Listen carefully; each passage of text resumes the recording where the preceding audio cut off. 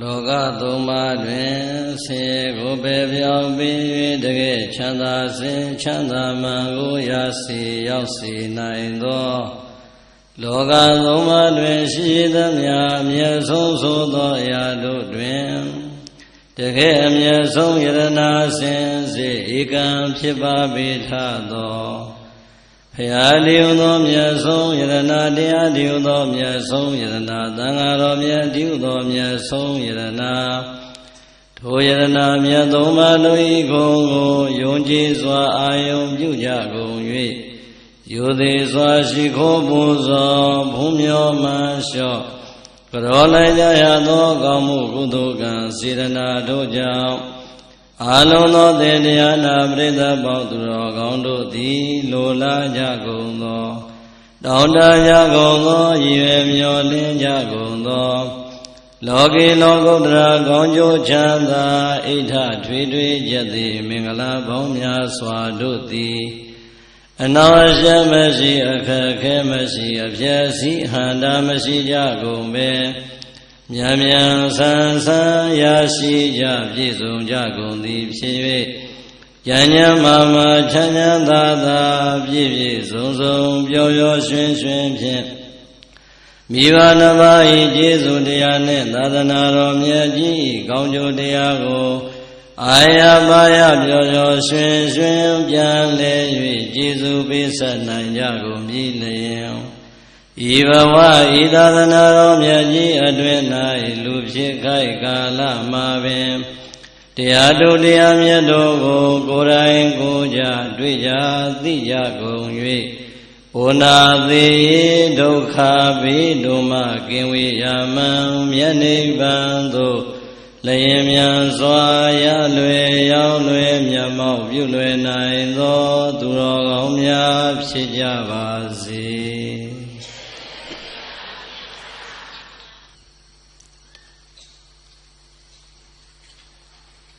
ဦးဇင်းတို့လည်းပဲ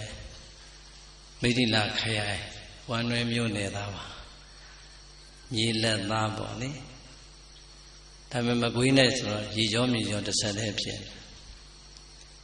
နေကင်းကလာတော့လေကားလေးပေါ်ကကြည့်မမြင်ရတဲ့ကြားတဲ့တမပင်တန်းအခုမှတခါလွန်စရာဟုတ်လားဘယ်ဇလန်းနဲ့များအောင်းမေ့မိနေတယ်မသိဘူးအဲ့တော့အညာမှာဟောရမယ်ဆိုတော့စိတ်ထဲမှာပျော်နေတာအခုလူတွေမြင်လိုက်တော့ကြက်သိန်းတောင်ထားမျက်နှာကိုမနှဲထားနေတာဘာဘလို့ထားမှမသိတော့ငိုရတော့မှလို့ရီရတော့မှလို့ပျော်ရတော့မှဟုတ်လားဦးဇင်းတို့မေလနောက်ဆုံးရက်မော်လမြိုင်ဓမ္မသဘင်မှာဟောရပါတယ်လူတွေအများကြီးပါပဲမော်လမြိုင်ဟာအများဆုံးပါပဲဦးဇင်းတို့ဓမ္မဂတိကဘဝတတ္တမှာအခုမကွေးရောက်လာတော့မော်လမြိုင်ကဒုတိယဖြစ်သွားပြီဒါဦးဇင်းတို့ဘဝမှာဦးဇင်းတို့ဘဝမှာမဟုတ်ပါဘူးဓမ္မဂတိကတော်တော်များများဒီလောက်များများပေးတတ်တော့ဟောဖို့မထင်ပါဘူးဟုတ်လားတပည့်ဆိုဘုရားကြီးဆိုရင်တော့ဒါရှင်းတော့ရှိပါဘူးတော်တော်လေးနဲ့ဝမ်းသာစရာကောင်းပါတယ်နော်တော်တော်လေးဝမ်းသာစရာကောင်းရင်မဇ္ဈိမဂုဏ်ကိုတော့အကျင့်ရှိတယ်စိတ်ညစ်စရာကောင်းရင်တရားတူပြီးတော့စိတ်ချမ်းသာစရာကောင်းရင်တရားရှိတယ်စဉ်းစားတာငါဘာလို့ရင်ကောင်းမလဲဟမ်အဲ့တော့ဒီမှာဆရာတော်တွေကလည်းတကယ်ဇော်တွေကြည့်ပဲပြိဿတရားကိုဘယ်နှနာရီဟောပြီးရင်ကောင်းမလဲရသစားခဲ့လား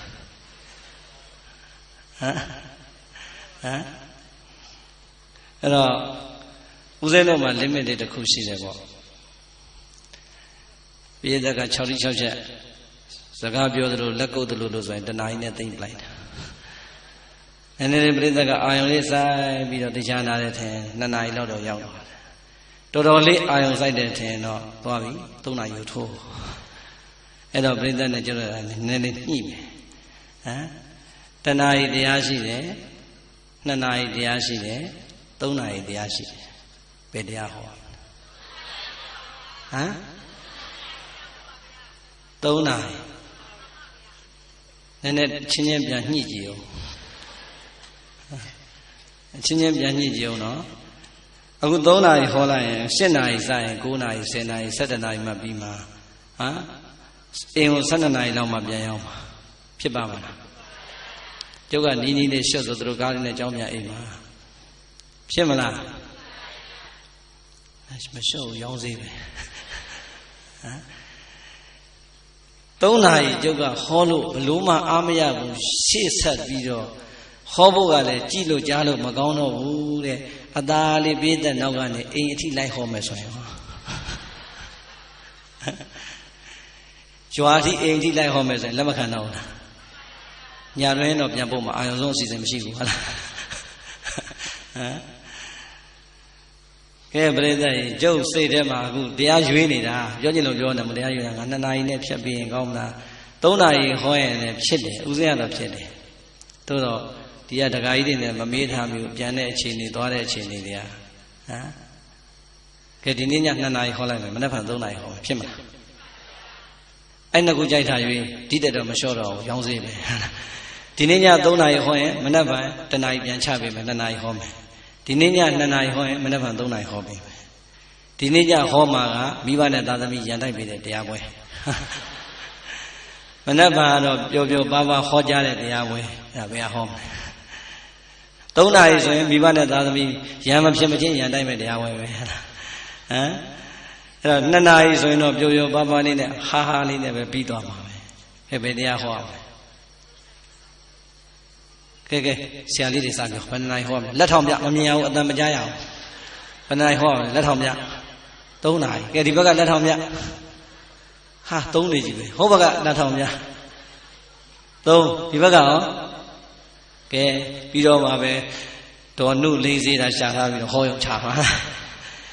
အဲ့တော့ဦးဇင်းတို့နည်းနည်းလေးပေါ့ဒါဦးဇင်းပြောနေတယ်နော်ခီးဥသာစိုက်ပြီးဟုတ်လားဝမ်းသာအားရဖြစ်နေတယ်ဦးဇင်းတို့university ရဲ့ rule လေးနည်းနည်းပြောပြမြန်မာနိုင်ငံမှာဆိုရင်ဦးဇင်းတို့ master ဘွဲကတစ်ခါရဖို့9နှစ်လောက်ကိုကျောင်းလဲတက်ရသေးတယ် thesis လည်းရေးရတယ်အိန္ဒိယနိုင်ငံမှာကျတော့ master ဘွဲမှာ thesis မရေးရဘူး master ဘွဲမှာ2နှစ်ပဲအဲ့ဒီ2နှစ်မှာတော့သူတို့ရဲ့ပညာရေးကဘလောက်အထိကျောင်းသားကိုဆွဲခေါ်ထားလဲဆိုရင်ဖတ်စီရမှာဦးဇင်းတို့10ဘာသာဖြေလိုက်10ဘာသာဖြေလိုက်တယ်သူကသူ့ဘာသာနဲ့သူ့အမှတ်စင်းအောင်စင်းထွက်တယ်ဆိုတော့ဒီနိုင်ငံမှာလည်းမဟုတ်တော့ဘာသာအလိုက်တစ်ခါတည်းအမှတ်စင်းနဲ့တွဲထွက်ပြီးသားဘယ်မှာသာပြီးရင်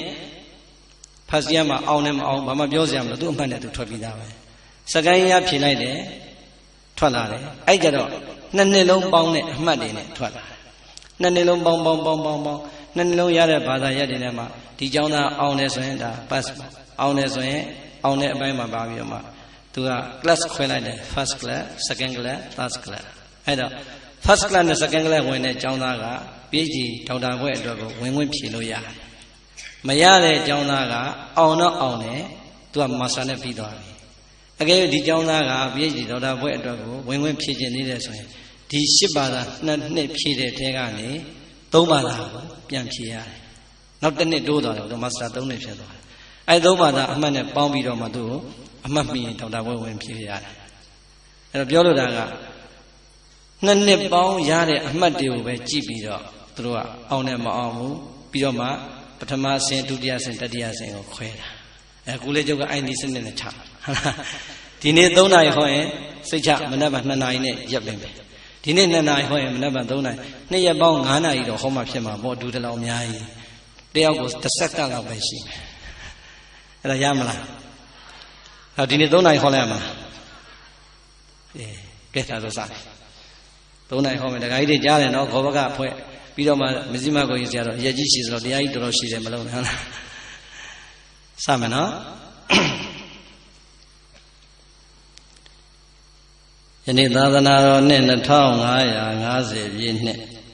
လူတော်ဟာကောဇာသက္ကရာ1368ခုနှစ်တရင်ကျော်လာဇန်2ရက်နေ့ညမကွေတိုင်းမကွေမြို့နိုင်ငံတော်သံဃာမဟာနာယကအဖွဲ့ဥက္ကဋ္ဌအဘိဓဇမဟာရတ္တဂုရုအဘိဓဇအကမဟာတတ္တမဇောတိကမကွေးဆရာတော်ကြီးဗတ္တန္တကုမာရဤဩဝါဒကိုခံယူ၍ဖွဲ့စည်းတည်ထောင်ထားသောမကွေးမြို့ကရုဏာရှင်များနာယကူညီမှုအသင်းဤ4နှစ်ပြည့်ဓမ္မပူဇာသဘင်ဝဲတ ဓမ္မဒါနမတိလူရှင်များဖြစ်ကြကုန်သောကွယ်လွန်သောဘိုးဘွားများနှင့်မိဘများကိုရည်စူး၍ဒုတိယဘုံမူကြီးဝင်းနိုင်ဒေါ်ကြည်ကြည်မေနှင့်ညီမမတ်ကြည်ကြည်ဆွေမမြင့်မြင့်ခိုင်မခိုင်ခိုင်သဖယားလန်အိုးဘိုရဲ့မကွေးမျိုးကမတည်၍ရလေးမြတ်နာမှာကြောက်လာရကုန်သောဓမ္မဆွေတော်မျိုးတော်များပေါင်းစုဆင်းရင်ကျင့်ပပူဇော်အပ်သောဓမ္မသဘင်ဝင်ခေါ်ကြားအပ်သောအမွေခံထိုက်သူဖြစ်ပါစေအမည်ပေးသောတရားတော်ပရိသတ်ဘာတရားလဲအမွေခံထိုက်သူဖြစ်ပါစေတဲ့ဆုတောင်းပေးတာမဟုတ်ပါဘူးအားလုံးတို့မိသားစုအားလုံးတို့ဓမ္မဆွေတော်မျိုးတော်များအားလုံးအမွေခံထိုက်တဲ့သာသမီတွေဖြစ်အောင်လုပ်ကြပါလို့တိုက်တွန်းတာပါဟုတ်လားဒါကြောင့်တရားတော်ကိုမဟောကြားမီမနာကြားမီမှာတရားတော်ရဲ့ပိုင်ရှင်ဖြစ်တော်မူသောသုံးလောကထွဋ္ဌသဗ္ဗညုမြတ်စွာဘုရားကိုယုသေးစွာရှိခိုးပူဇော်ကြရအောင်အလုံးခေတ္တခဏငြိမ်သက်စွာနေထိုင်၍လက်အိုးလေးတွေချီမျက်လွှာလေးတွေချရွတ်ဖတ်ပူဇော်နေတဲ့ဗုဒ္ဓရှင်တော်မြတ်ရဲ့ဂုဏ်တော်များကိုအာယုံပြုပြီးတော့အတူတူပဲပူဇော်ကြရအောင်ဦးဇင်းတို့ဖြည်းဖြည်းလေးလေးနဲ့အာယုံယူလို့ရအောင်ပူဇော်ပေးပါမယ်ဣန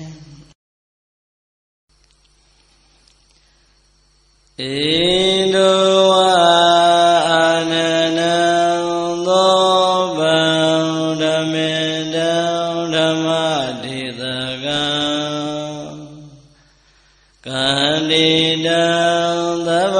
ကန္တနံဣန္ဒကံဒါနမမဟံဣတိနာသစ္စာဝဇေနာဒုက္ခိတာဟွန္တုသာတောဣန္ဒဝအာနနံသောဗံဓမ္မေတံဓမ္မဒေသကံကန္တိတံသဗ္ဗကန္တနံဣန္ဒကံဒါနမမဟံဣတိနာသစ္စာဝဇေနာဒုက္ခိတာဟွန္တုသာတောဗန္တိဘုံတော်ဆက်ရှိရန်လုံးနေ၍ကိုယ်သိတင်းထလွန်မြင့်မြတ်တော်မူပေသောအရှင်မြတ်ဖရာတေအရှင်မြတ်ဖရာဤအာနန္ဒံဘုမြောတင်ရှုမြင်မဝအမယနိုင်သောမြတ်နာတော်အပြင်သည်ဣန္ဒဝါအာကဝေဟင်ထကောင်းကင်ဝဲမောင်းနေလေသံယုံနံသောတာယောဝထေဝင်းဝေလာမင်းကြီးကဲ့သို့သောဗံဘုသူမြင်သူရှုသူအာသာအစာမပြေတင့်တယ်လှပတော်မူပါပေသည်ဖယားဣန္ဒဝအာနနံသောဗံသောတာယောဤဖြူဝေထေဝင်းဝေလာမင်းကြီးတမြဤညိုဝေကောင်းလာပါသောမျက်နာတော်အပြင်လည်းရှိတော်မူပါပေထသောဓမ္မေတံတရားကျော်ခိုင်ထုံထိုင်ထိုင်နှင့်ရိုက်ဆိုင်နေသူနတ်လူအပေါင်းကိုလည်းဤကောင်းနှပြရင်ကြည်အောင်ဆုံးမတော်မူပေထသောဓမ္မဒေသကံပွင့်လူချင်းချင်းကြွပွဲဝင်မြည်လူရှင်တသိုင်းကြတိုက်မင်္ဂစားဝိနည်းယာကို ဒေသနာယေဤတိုင်ကျွေဟောပြတော်မူပေထသောသဗ္ဗကန္တနာအလုံးစုံသောအရာယရဏဟုသမျှတို့ထကန္တိတံအစတရားမကသာအောင်နိသဖွယ်ရာလည်းဖြစ်တော်မူပါပေထသောဣန္ဒကံရှိသမျှဓမ္မဥဒ္ဓံအလုံးစုံကိုသိဉုံပိုင်သာဆိုရတော်မူပေထသောတဏ္ဍာယကံမဂင်ရှိစုအောင်လံထူ၍နေဘူးတောင်းမူဖောင်းကတို့ဖြင့်ဆောင်ဖို့တော်မူညာထိုရှင်တော်မြတ်ဖရာကိုအဟံဓမ္မကထာဒေသနာကိုဝေရှာဟောမည်စိတ်ကရည်၍ကြံစီအားထုတ်ဖရာတပည့်တော်အကျွန်ုပ်သည်နမမိဓမ္မယုံပလင်ဥစီကသရာဟောရွှင်ရွှင်မြူပြည်လျင်ရှိဥညောအခါကနေ၍အကျဉ်းချင်းကရောလိုက်ရပါတော့သည်မြတ်စွာဘုရား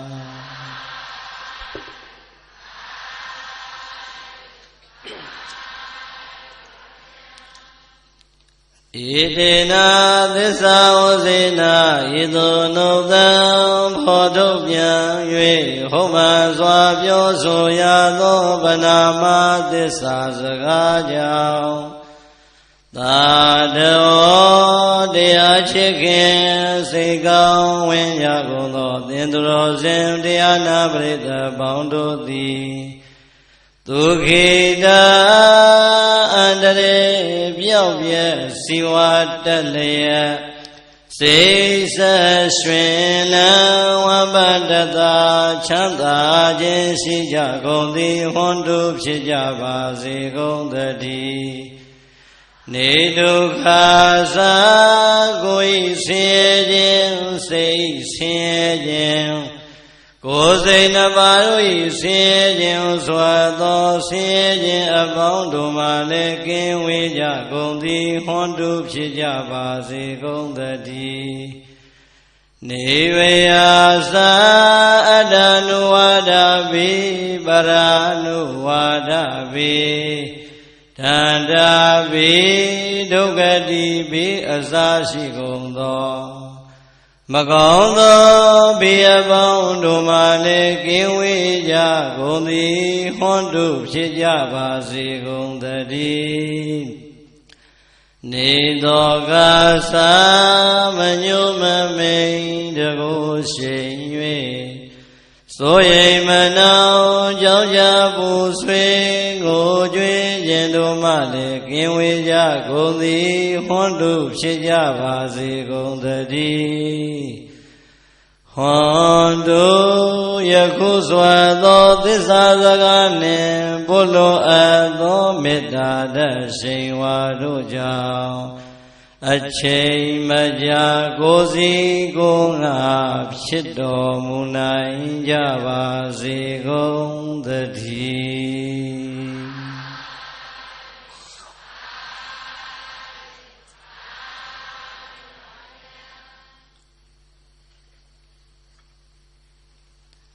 ဘာတရားလဲလေ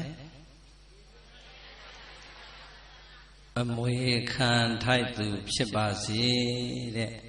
ချမ်းသာသလိုထိုင်ပြီးတော့နာကြပါဟုတ်လားတင်မလင်ကိုထိုင်ရင်လည်းထိုင်အစဉ်ပြေသလိုထိုင်တယောက်နဲ့တယောက်အစဉ်ပြေသူ့ပေါင်းကိုပေါင်းမောအလဲကျနင်းထိုင်ဒီတဲ့အစဉ်ပြေသူ့ပေါင်းမောအိတ်ကိုပေါင်းမောအိတ်ပြီးတော့ထိုင်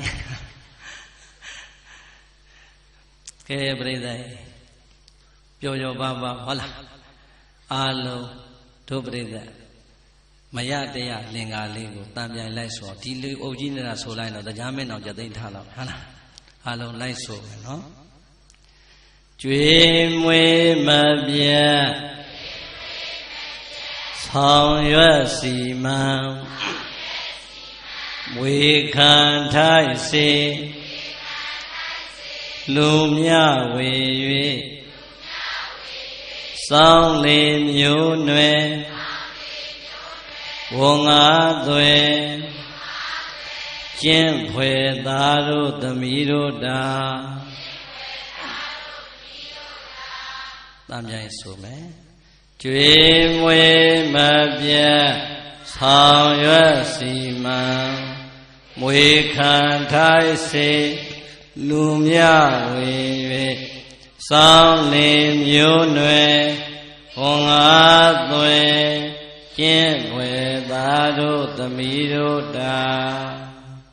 ရမနေဘူးလားဘယ်ချိန်နဲ့ရဘယ်ရွယ်နဲ့ရဘာမှမသိတဲ့အရွယ်တွေကရတာကျွတ်တော့ညာသူညာသားဘုန်းကြီးကျောင်းတဝက်နဲ့ကြီးလာတာဆိုတော့အကုန်လုံးသိတယ်ဟုတ်လားဟိုးကလေးလေးဘဝအကိုတွေအမတွေကျောင်းကပြန်လာရင်ဆိုပြနာတဲ့ရနေတဲ့ဒီလင်္ကာလေးဟာဒုပရိသတ်အားလုံးရပြီးသားမဟုတ်ဘူးလားအာလုံးသောဒုဓမ္မဆွေတော်မျိုးတော်တွေလည်းငယ်စဉ်တောင်ကြီးကလေးလေးဘဝတည်းကရလာခဲ့သလိုဟောဒီမဒီကနေ့ထောက်တာဝဲကြီးကင်ထားတဲ့ကိုတော်လည်းဟိုးကလေးလေးကလေးကရလာတာပါပဲဒီတော့ပြိဿငယ်ငယ်လေးတဲ့ကယဉ်ဤထိတွေ့လာတဲ့လင်္ကာလေးဖြစ်တော့ဘာမှမဆန်းသလိုပဲမအောင်မေဘူးလားဦးဇင်းတို့လည်းတရားတွေခေါ်လိုက်မှာဒီလင်္ကာကောင်းလိုက်တာလို့ဒီလင်္ကာဘသူရေးတာလဲလို့လေ့လာလိုက်တဲ့အချိန်ကျမှဟာပေါ့ပေါ့သေးသေးမဟုတ်ပါလားဆိုပြီးတော့စာတွေပြန်ကြည့်ရတာဟုတ်လားရှင်မင်းဒီအုပ်စိုးခဲ့တဲ့မင်းတော်မင်းတရားလက်ထက်တော်ကာလကလေးကသင်္ကစားသရောဘုရားကြီးကအာလုံးသောလူငယ်လူကြီးလူရွယ်လူလက်အကုန်လုံးလိုက်နာနိုင်အောင်ဗုဒ္ဓရှင်တော်မြတ်ဟောကြားလိုက်တဲ့သုတ်တန်ကြီးတစ်ခုလုံးကိုခြုံမိငုံမိအောင်ရေးဆက်လိုက်တဲ့အခါကျတော့အဲ့ဒါကိုလူသားတိုင်းသိနေတာကသာသမီဝတ္တရား၅ပါးဟုတ်လားတကယ်တော့ပြိဿမြန်မာကဗျာမြန်မာစာလို့ထင်တော်လဲပဲဒီအချက်အားလုံးဟာမြတ်စွာဘုရားရဲ့သုတ်တန်တစ်ခုလုံးကိုသောဘုရားကြီးကယူပြီးတော့ဆက်ထားတာဒီတော့ဒီလင်္ကာဟာဘုရားဟောလားမြန်မာစာကမြန်မာစကားလားဘုရားဟောစကားဟုတ်လားဗုဒ္ဓရှင်တော်မြတ်ကိုတော်တိုင်ရှင်တို့တော်ထွက်လို့ဟောကြားခဲ့တဲ့တရားဒေသနာသင်္ကစားသောဘုရားကြီးကလူသားတိုင်းအားလုံးနားလည်အောင်ဆက်ဆိုခဲ့တဲ့အတွက်ကြောင့်မြန်မာစကားမြန်မာစာပေလို့မထင်လိုက်ပါနဲ့တဲ့ဒါဆိုရင်ဗုဒ္ဓရှင်တော်မြတ်ဘာကိုမိန့်ရင်တာလဲဟောဒီလောကကြီးထဲမှာသာသမီဖြစ်ကြတဲ့ပုဂ္ဂိုလ်တိုင်းအတွက်အမေတို့အဖေတို့ရဲ့နှုတ်ကမပြောထွက်လို့မပြောရလို့ပြောမထွက်ခဲ့တဲ့စကားတွေကိုရှင်တော်မြတ်ဘုရားကမိဘနှစ်ပါးရဲ့ကိုယ်စားရွှေနှုတ်တော်ထွက်လို့ဟောပေးထားတယ်တကယ်တော့ပြိဿမိဘဝတ္တရားလည်းမဟုတ်ဘူးသာသမီဝတ္တရားလည်းမဟုတ်ဘူးသာသမီတွေကိုကြည်ပြီးတော့အမေတို့အဖေတို့ရဲ့နှလုံးသားထဲကမျောလင့်သွားတဲ့မျောလင့်ချက်ဆိုရင်ပို့ပြီးတော့မှန်တယ်ဟုတ်လား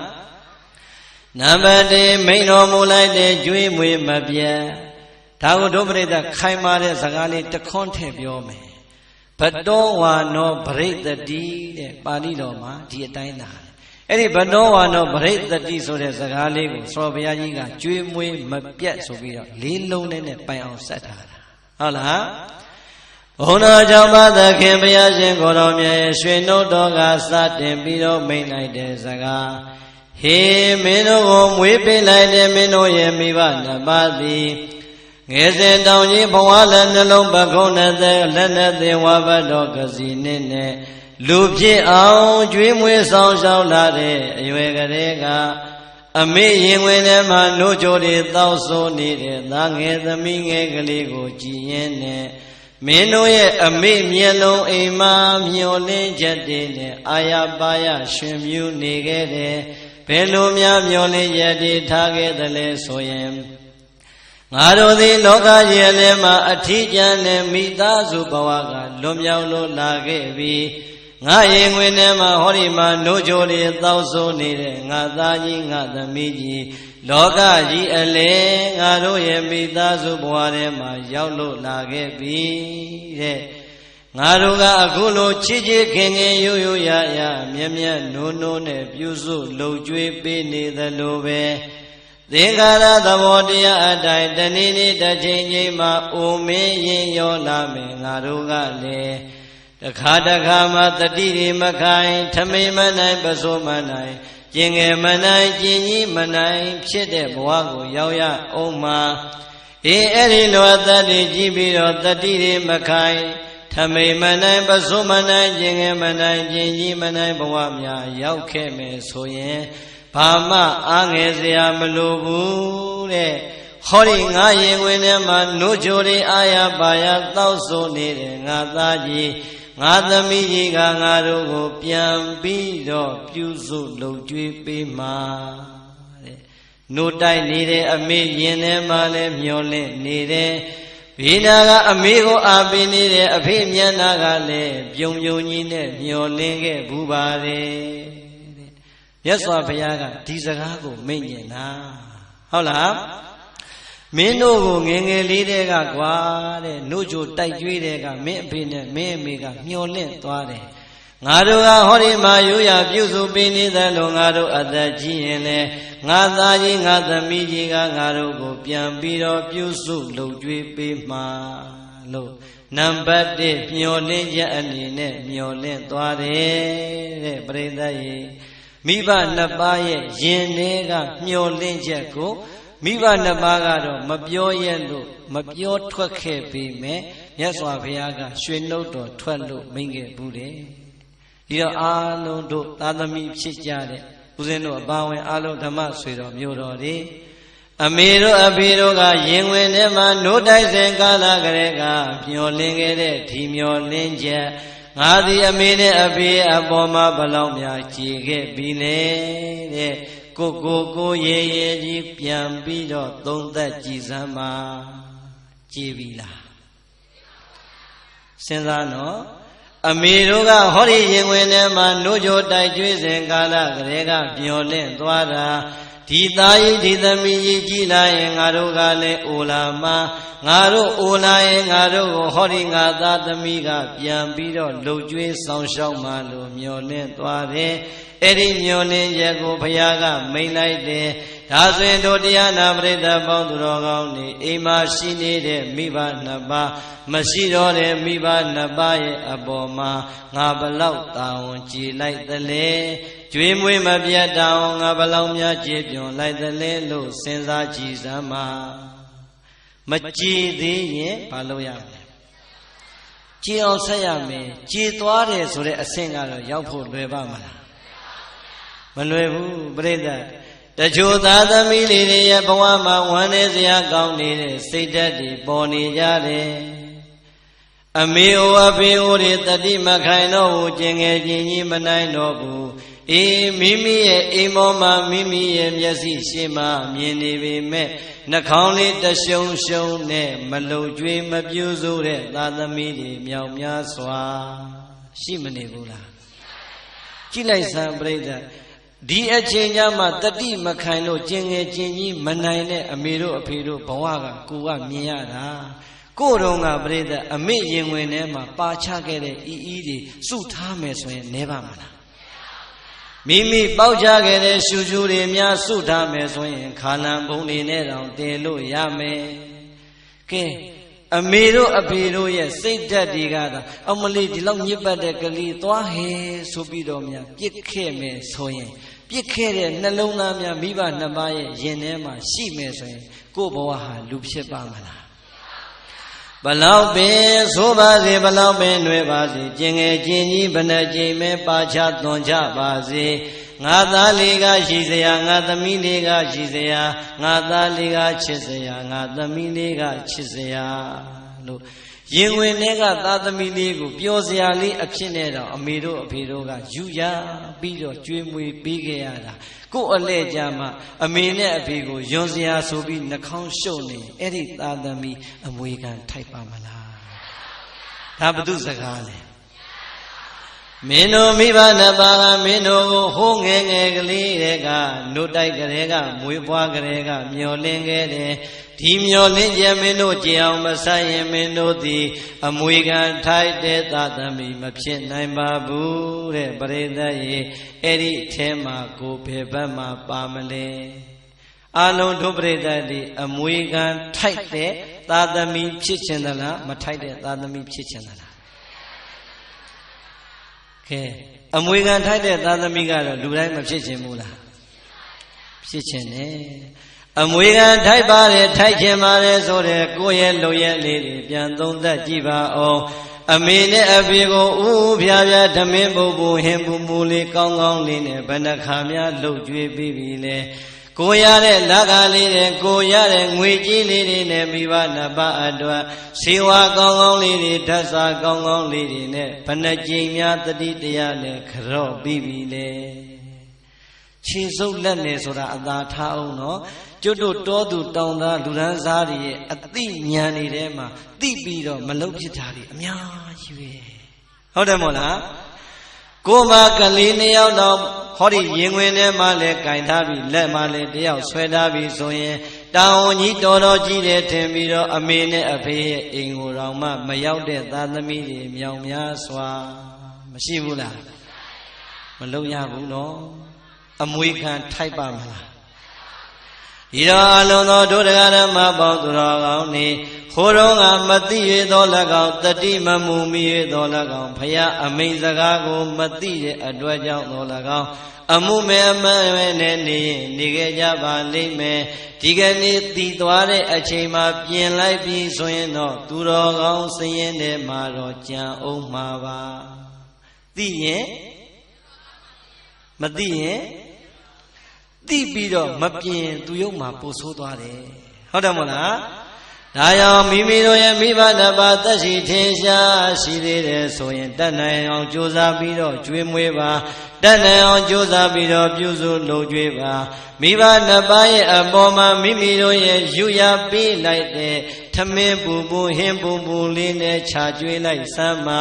မိမိတို့ရဲ့သိတတ်တဲ့အသိလိမ္မာလေးတွေနဲ့အမေတို့အဖေတို့ရဲ့နှလုံးသားကိုအေးချမ်းစေလိုက်စမ်းပါဟုတ်လားကျွေးမွေးမပြတ်ဆိုတာအဲ့ဒါပဲ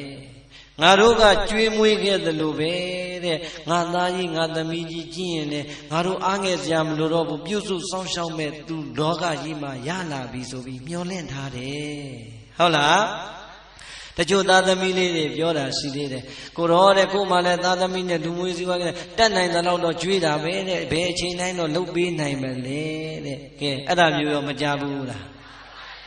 စဉ်းစားကြည့်စမ်းကျုပ်တို့ခမည်းတော်အမေတွေကကျုပ်တို့ကိုတတ်နိုင်သလောက်ရွေးပြီးမွေးလာတာဟုတ်ရလားအားရရှိလို့မွေးလာတာဟုတ်ရလားတတ်နိုင်အောင်ကြိုးစားပြီးတော့မွေးလာတာမိုးဘလောက်ခေါင်ခေါင်သီးနှံနေဘလောက်ပဲမရပါစေအမေရင်ဝင်တွေကမွေးလာမဲ့ကိုဝန်လေးကိုတော့အမေကယူရလို့ပေးနေတာပါပဲဆန်စည်းတွေဘလောက်ပင်ကြီးကြီးတိုင်းပြည်ကြီးဘလောက်ပင်ပြတ်ပါစေအမေကတော့ဟောဒီကိုဝန်လေးကိုလူသားတယောက်ဖြစ်လာကိုစောင့်ရှောက်ပေးခဲ့တာပါပဲဆန်စည်းကြီးလို့စီစည်းကြီးလို့တိုင်းပြည်ပြက်လို့ခက်ခဲလေးရှိလို့ဆိုပြီးတော့အမေကနေမိမိလွယ်ထားတဲ့ကိုဝန်ကိုဖျက်ချခဲ့တာရှိရလားမရှိဘူးနော်ပြိဿကြီးအဲ့ဒါကြီးကိုကိုအလဲကြမှာတတ်နိုင်တဲ့လောက်တော့လှုပ်ကြွေးတာပဲဆိုတော့ကိုပါဇက်ကထွက်တဲ့စကားကြီးကအရန်အောက်တန်းကြမနေဘူးလားမပြောပါနဲ့ပြောလည်းမပြောပါနဲ့အဲ့ဒီစိတ်ဓာတ်တွေလည်းမရှိပါနဲ့အမေနဲ့အဖေကိုယူရလိုက်စမ်းပါပြုစုလိုက်စမ်းပါလှုပ်ကြွေးလိုက်စမ်းပါအဲ့ဒါဆိုရင်မိဘနှစ်ပါးရဲ့နှလုံးသားမှာလည်းငြိမ်းချမ်းလိမ့်မယ်ကိုယ့်ရဲ့ဘဝမှာလည်းဖရာသာဓုခေါ်ခံရတဲ့ပုဂ္ဂိုလ်ဖြစ်သွားလိမ့်မယ်ဒီဘဝမှာလည်းជីវတိုးတက်လိမ့်မယ်ဘဝသန္တရာမှာလည်းအစဉ်မြင့်တဲ့သုဂတိဘဝကိုရောက်ရလိမ့်မယ်အကောင်းကြီးဖြစ်လာမှာပါဟုတ်လားဒီတော့နံပါတ်1အမွေခံထိုက်ဖို့ဆိုရင်မိဘကိုဘာလုပ်ရမလဲ ပြုစုလုပ်ကြွေးရမယ်ဒါဆိုရင်နံပါတ်1အပိုက်ကဗါတဲ့လေဆောင်ရွက်စီမံနဲ့ဟောဒီငါတို့ရဲ့ရေဝင်ထဲမှာနှုတ်ကြိုတွေတောက်ဆုံနေတဲ့ငါသားငါသမီးကြီးတပြေးတပြေးနဲ့လူလုံးလူပန်းကြီးကြီးလာမှာဘဝမှာပညာရေးနယ်ပယ်စီးပွားရေးနယ်ပယ်တွေကူးဝင်လာတဲ့အခါရောက်ရင်ငါတို့လုံးနေတယ်ငါတို့ရဲ့လူမှုရေးတာဝန်တွေစီးပွားရေးတာဝန်တွေပညာရေးတာဝန်တွေဘာသာရေးတာဝန်တွေကိုပခုံးပြောင်းပြီးတော့ငါတို့ကိုကူညီစောင့်ရှောက်ပေးမှာလို့မိဘနှစ်ပါးရဲ့ယင်တဲ့ကနံပါတ်1ညှော်လင်းချက်ပေါ်လာပြန်ပြီ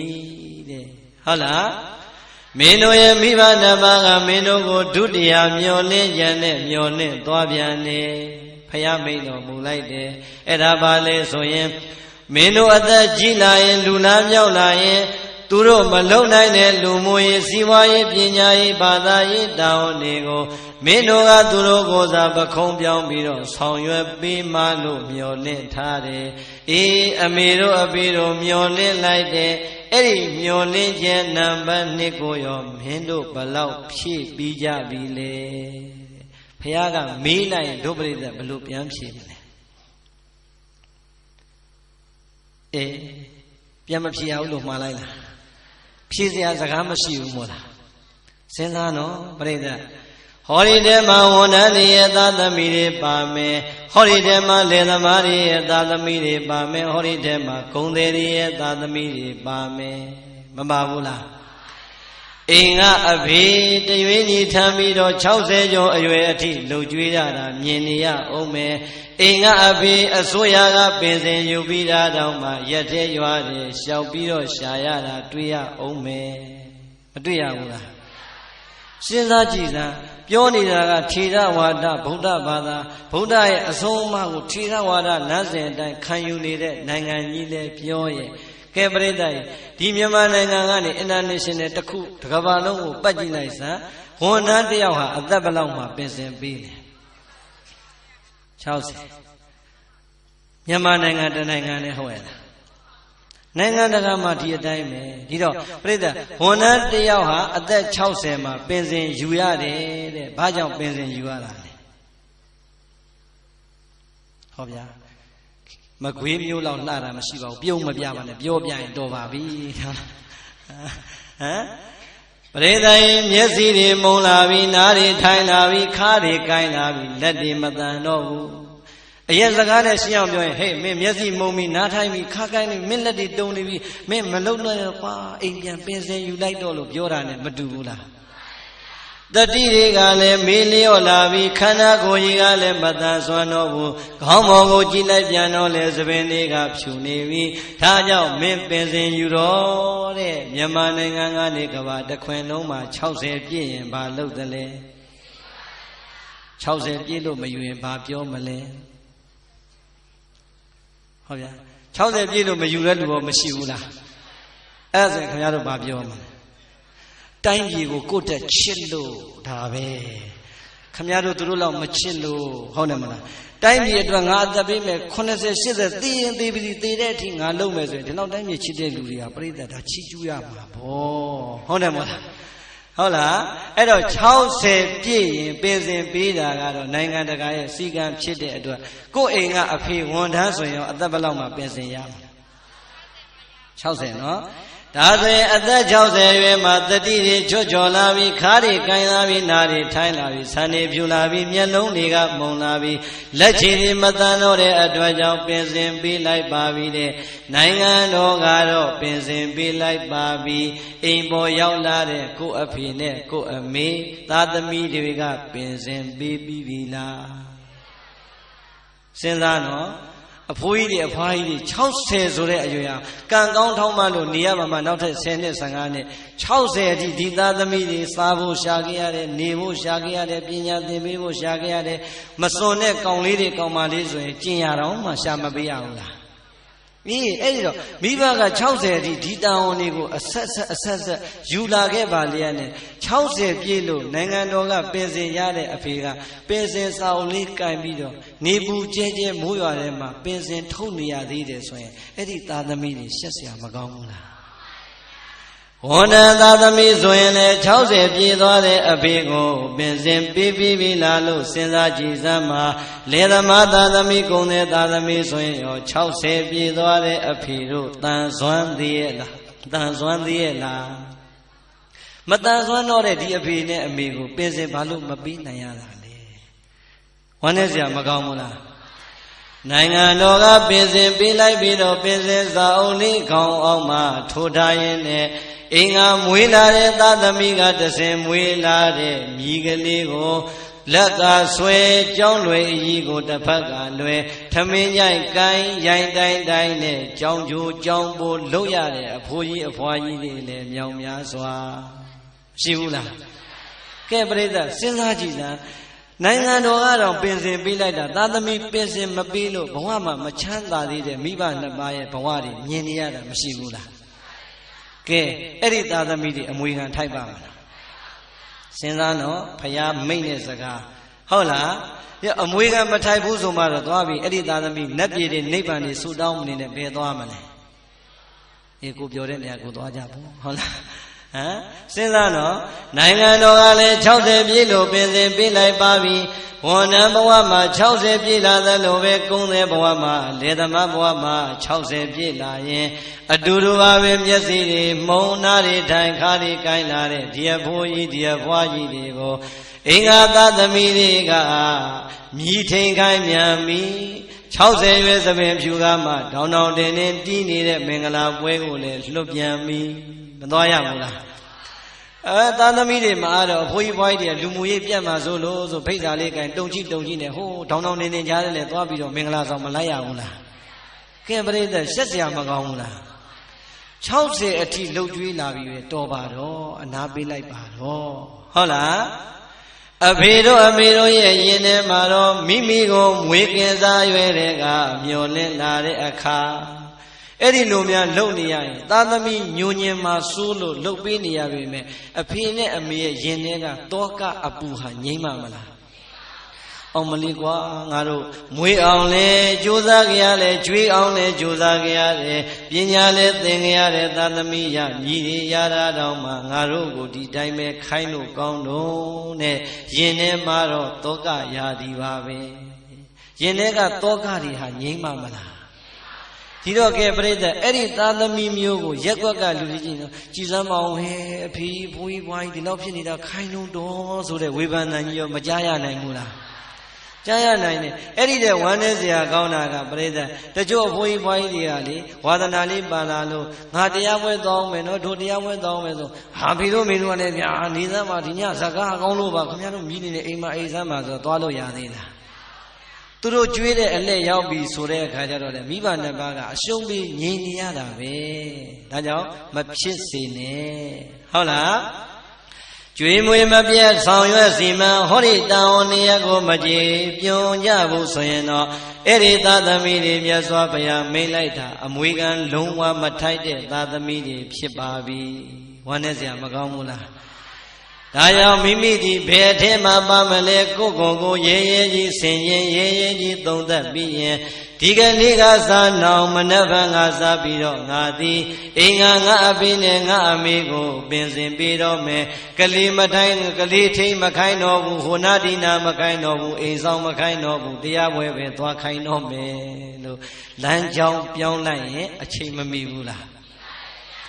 ကဲဒါဆိုရင်ပြိဿဘယ်နှချက်ပြီးသွားပြီလဲနှစ်ချက်သာပြီးတယ်နာယီဝရှိနေကျွေးမွေးမပြတ်ဆောင်ရွက်စီမံမွေခံထိုက်စေပြိဿဆိုကြည်စမ်းပါတယ်လေ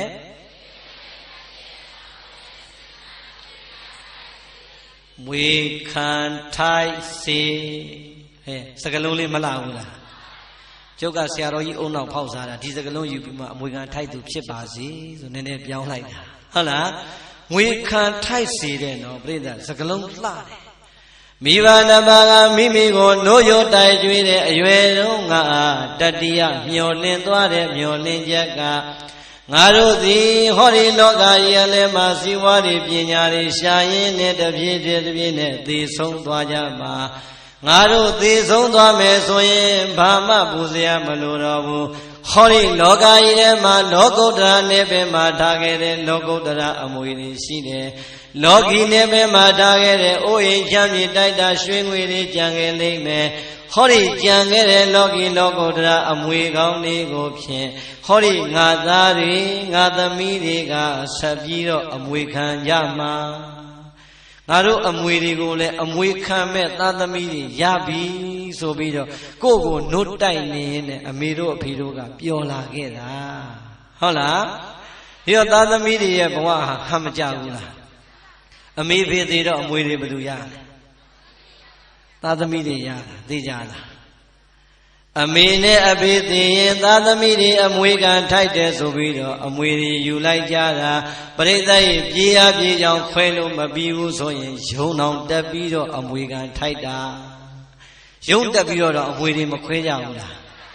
Amwiga tailite tadamiri Amine abhiya tate jashi sengala dongaro Khotago pobiro myana laite didami angejaro pobiro uzabire sobiro Seikaudalo seisodalo ne Amine abhiye ingo mala Amine abhi thivi sore akajama Yakwaga ti aung Tadami ayeman ti aung Ngoyara le pemanja vare Tino tadami liyo mashigula Omo gaune amine abhi atat jashi dongaro Amido tu jaro pobide jino jaro loma biuso seiso mala Tide akaja edi lulu achain ngora Abjelo le amwi sine ma mama chaudo Hola Hira breda amwi gan thai bare sobiro loka ubriga yo mabe thaula Loka ubriga pelo sa lai pe me breda amwi ko takin ma thai de tadami ha khan sa dain jauk sia ma kaung mo la Da soyin alon tho dodiya na parita paung tu ro kaung ni hori magwi tan ye magwi myo ne ma amwi kan thai de tadami de te ma bhe mwi de balok khan khan ne Amiro apiro let that tonga Phaya daga jaung daga de phit twa de miba de myaung mya swa mashi bu la Sayat daga lan daga gu jaung daga phit twa de miba de mashi bu la Ke parita naw takku me me no Hori ma sine shwiri ngwiri taite kari jaro luya biro ngaro le saine ngale paine nu khwe ni lai de tadami de Apiro amiro luge de zaya tasang gu jaung ni jaro He daga do ami luge de zaya di zaya ko ngaro amyera mapya aung thain thain saung shauk lu me Baduma makat ne so biro mya Edi kaung mu alu de jaro amwi ko lu khwe da ja bu la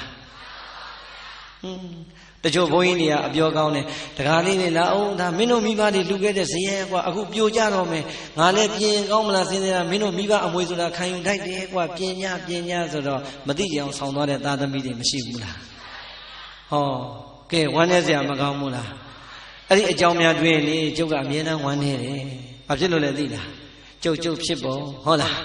Phit bong le pyo pya mo Nangan nya ma twa kin patsan le su ta da 1,800,000 ya Aiတော့ကျွတ်တို့သွားတဲ့ချင်းဒေါ်လာ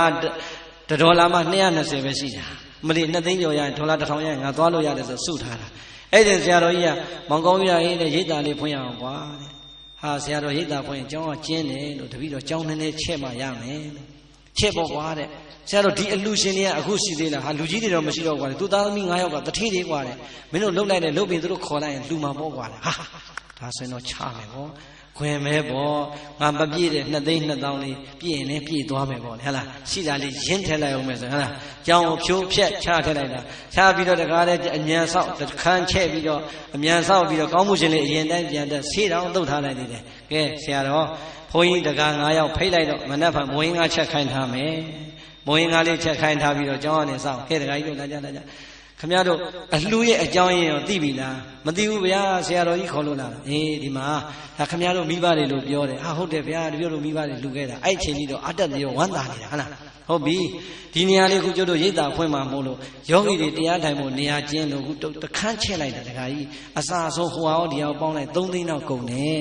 အဲ့တော့သားသမီးဆိုတော့မိဘအမွေခံထိုက်တော့ခံရတာပေါ့ဗျာလို့ခမရတို့သားသမီးတွေလှူလို့ရအောင်လို့ကျုပ်ကပြောပေးတာလို့အဲ့ဒါလေးခေါ်ပြောတာဆိုတော့လေတယောက်နဲ့တယောက်မျက်စပြင်းပြီးတော့မလှုပ်တော့ကိုကဒီလူတွေစိန်နေရှူတွေတွဲလဲနဲ့ဒီလောက်လာကြအေးစစ်ပါလို့ကံကောင်းလို့များ3 သိန်းကျော်လို့ရင်ငါမျက်အောင်မှာဟုတ်လား ပြီးလဲပြီးရောပြန်လဲပြန်ကန်နေရောဘုံရေတပည့်တို့ပြန်တော့မယ်နော်တဲ့ဝမ်းသာတဲ့ဘုံရေသာဓုခေါ်တဲ့ဘုံနဲ့တပည့်တို့နောက်ဘွားကျတော့ရေဆက်ဆုံးမှာပေါ့ဆိုတော့ဟောဗျာသာဓုတစ်လုံးပဲရောက်ဟဲ့ငါဒီတိုင်းသွားပါဟာလားပြိတ္တိစဉ်းစားကြည့်ကြုံပါလေအကြံကောင်းရင်တစ်ချက်လို့အောင်မေးလိုက်တာ3 သိန်းတောင်သူများကြီး3 သိန်းကျော်ကျွေးတင်လိုက်သေးတယ်ဟုတ်လား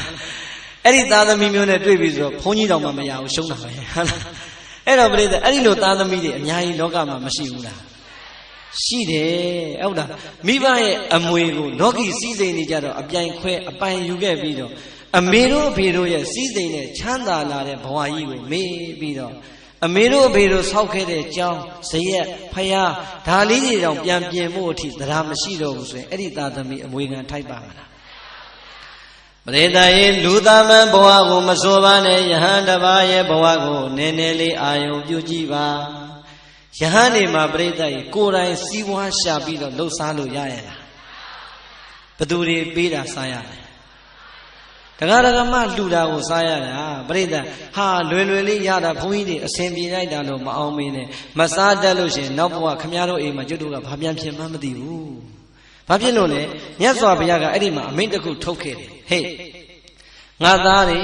မင်းတို့တရားဓမ္မလှူတဲ့ပစ္စည်းလေးပါးကိုပြည့်စွက်ခန္ဓာမစင်ခြင်းမဲနဲ့စားရင်တဲ့မင်းတို့စားတာဟာတန်တွေတန်ခဲမိကြီးရဲရဲကိုဝါမျိုးနေတာနဲ့အတူတူပဲတဲ့ကဲကြောက်စရာမကောင်းဘူးလားတရားဓမ္မလှူလိုက်တဲ့ဆွမ်းအလကားရတာပဲဆိုလွယ်လွယ်စားလို့မရဘူးဦးဇင်းတို့ကဒီဆွမ်းကိုပြည့်စွက်ခန္ဓာဆင်ခြင်းမေတ္တာပို့ပြီးမှဖုံးပေးရတာအဲ့ဒီလိုမဖုံးပေးဘူးဆိုတာနဲ့ဒီနေ့24နာရီပြည့်ည12နာရီထိုးရတဲ့ဦးဇင်းဟာအဲ့ဒီတနက်အဲ့ဒီတရက်စားလိုက်တဲ့အာဟာအားလုံးဟာဦးဇင်းအတွက်ကျွေးတင်သွားပြီတန်တရာအထိကျွေးတင်သွားပြီကြောက်စရာမကောင်းဘူးလားဘာအပြစ်မှမကြည့်ဘူးနော်မေတ္တာမပို့မစင်ကျင်တာလေးပဲရှိတယ်ကဲ229သွဲသိက္ခာပုဂ္ဂိုလ်ဆင်မြန်းထားတဲ့သီလနဲ့ပြည့်စုံပါတယ်ဆိုတဲ့ရဟန်းတော်တွေတောင်မှမိမိကိုလူတက်လိုက်တဲ့စွမ်းကိုမေတ္တာမပို့ပဲဖုံးမေသုံးဆောင်ရင်ပြစ္ဆောခန္ဓာမဆင်ခြင်းမဲနဲ့ဖုံးမေသုံးဆောင်ရင်အေးအဲ့ဒီကိုတော့တန်တွေတန်ခဲမိကြီးရဲရဲကိုခဲစားနေတာနဲ့တူပါတယ်ဆိုရင်တော့ပရိသတ်ရေမိဘနှစ်ပါးရဲ့လောကုတ္တရာအမွေတွေကိုမသိကြအောင်ဆောင်လောကီအမွေတွေကိုတော့အပိုင်ယူပြီးတော့မိနေတဲ့သတ္တမီတွေအမေတို့အဖေတို့ထားခဲ့တဲ့အမွေတွေထမင်းလုံးတစ်လုံးတစ်လုံးကို